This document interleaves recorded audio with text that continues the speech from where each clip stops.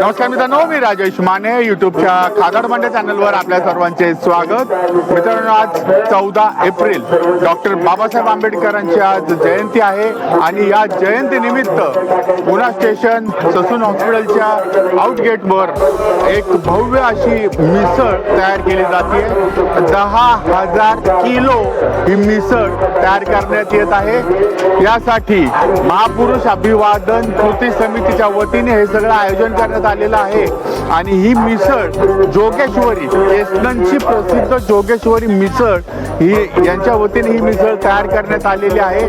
जोगेश्वरी मिसळचे सर्व आलवडे साहेब आपल्या बरोबर आहेत. ते इथे ही संपूर्ण मिसळ तयार करत आहेत. ही मिसळ कशी तयार होते हे सुद्धा आपण बघणार आहोत आणि या मिसळचा आस्वाद घेणारे सर्व बांधव आपण बघणार आहोत. चला जाऊयात, सुरुवातीला बघूयात मिसळ कशी तयार होते आणि त्याचा आस्वादही आपण घेणार आहोत.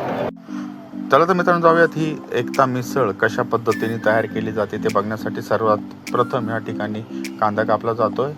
बारीक असा कांदा चिरून घेतल्यानंतर संपूर्ण प्रिपरेशन तयार केलं जातं. या ठिकाणी सुरुवातीला मटकी आणि कांदा सेपरेट केले गेलेला आहे.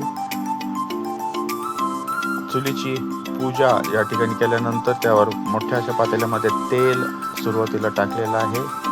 तेल व्यवस्थित गरम झाल्यानंतर त्यामध्ये बारीक चिरलेला कांदा टाकून घेतला. त्याचप्रमाणे खडा मसाला यामध्ये वापरण्यात आलेला आहे.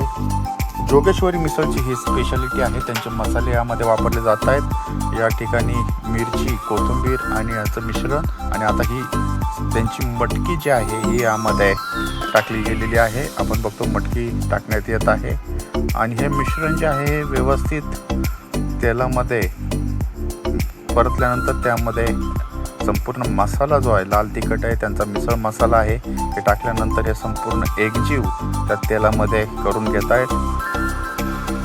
आणि आता त्यानंतर सगळ्यात शेवटी पाणी जे आहे त्यांच्या क्वांटिटीनुसार यामध्ये टाकलं जात आहे.